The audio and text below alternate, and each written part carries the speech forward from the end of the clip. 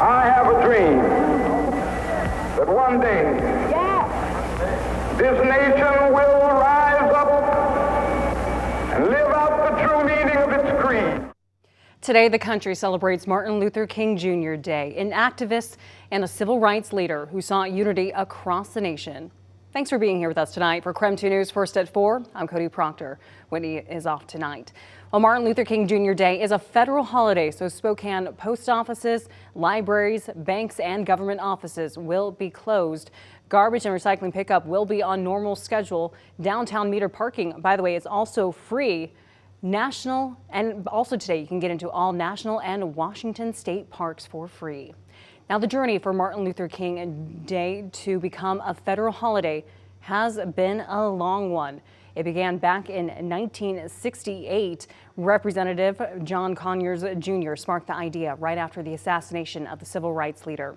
Support grew through the 70s, with several states, including Illinois, Massachusetts, and Connecticut, becoming the first states to enact statewide King holidays, but Congress failed to act on a national level.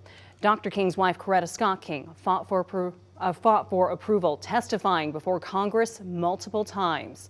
In the 80s, support continued to grow, and then by 1981, 12 states made Dr. King's birthday a local holiday with marches and a day of service. By 1983, President Ronald Reagan signed a bill to make it happen. And then in January of 1986, the first national Martin Luther King Jr. holiday was observed. And Americans took today to pause and remember and celebrate the life of Dr. Martin Luther King Jr. Many participated in a day of service. CBS's Nicole D'Antonio reports from Washington tonight. At Chicago's Parkside Academy, volunteers gathered to paint inspirational murals on the walls of the school. In the nation's capital, Vice President Kamala Harris joined students at George Washington University to assemble academic kits for young children. Philadelphia honored Dr. Martin Luther King Jr.'s legacy, ringing the Liberty Bell. The city of Houston held its annual parade. In Los Angeles, Denver, and San Antonio, residents filled the streets for marches. We have a long way to go, but we've made so much change already. Diversity, equity, inclusion, that's really the future of what we're marching for today, and that's Dr. King's legacy. 2023 marks 60 years since the March on Washington and Dr. King's speech demanding civil rights, jobs, and freedom. He helped drive the passage of the Civil Rights Act of 1964 and the Voting Rights Act of 1965. Here at the Martin Luther King Jr. Memorial in Washington, D.C., people have been coming all day to take photos and reflect on what the civil rights leader means to them. Just like a sense of oneness, I guess, for me, and unity to see so many people here at the same time. At an MLK breakfast hosted by Reverend Al Sharpton's National Action Network, President Biden highlighted his economic and infrastructure policies that he says are helping to make Dr. King's dream a reality. To go forward, we need to go together. So let's be guided by Dr. King's light. Sunday, the president visited the Atlanta church where King was pastor and became the first sitting president to speak at the service. Nicole D'Antonio, CBS News, Washington. And over the weekend, President Biden visited Martin Luther King Jr.'s church in Atlanta. And as just mentioned, he became the first sitting president to speak at a Sunday service at Ebenezer Baptist Church. Yesterday would have been Dr. King's 94th birthday. The church's pastor, Georgia Senator Raphael Warnock, invited Biden to deliver the sermon. The president reflected on Dr. King's commitment to equality and how his actions were a guide to the nation's future. We, the people, are going to choose love over hate. These are the vital questions of our time, and the reason why I'm here as your president. I believe Dr. King's life and legacy show us the way, and we should pay attention. I really do. Biden also paid tribute to Dr. King's wife, Coretta Scott King. She was influential in getting Martin Luther King Jr. Day recognized as a federal holiday.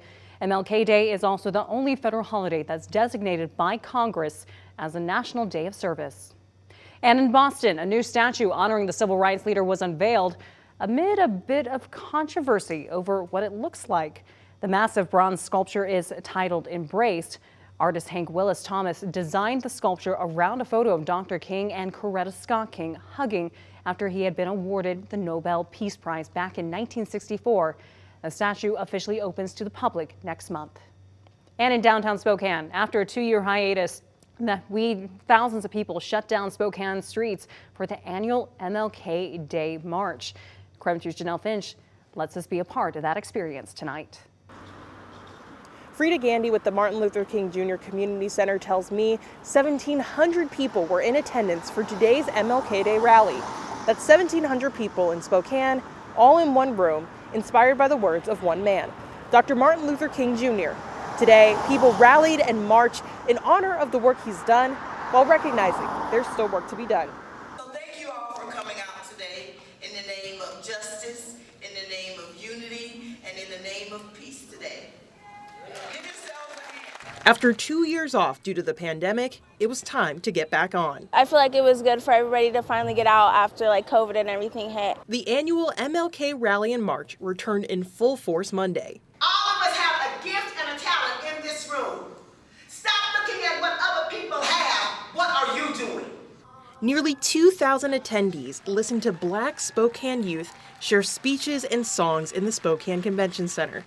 Before people went out to march, local leader Happy Watkins read one of Dr. King's most famous speeches. I have dreamed that one day this nation will rise up. A speech most have heard, but its words hit Michael Bethley a little more today. What Dr. King stood for is something that I want to implement into not only my life, but my children's lives. And to be able to be there, hear the speech, absorb the words, how powerful they are. It brought tears to my eyes to be able to stand there and walk with my son and hoping that he's absorbing the same words. Today, his son remembers Dr. King for the words he said and the steps he took. At school, I learned that he gave his famous speech, I have a dream. And like what was happening right now, he organized a march too. Across the world, in Dr. King's honor, people march. In Spokane, over 1,000 people covered city streets to celebrate his legacy.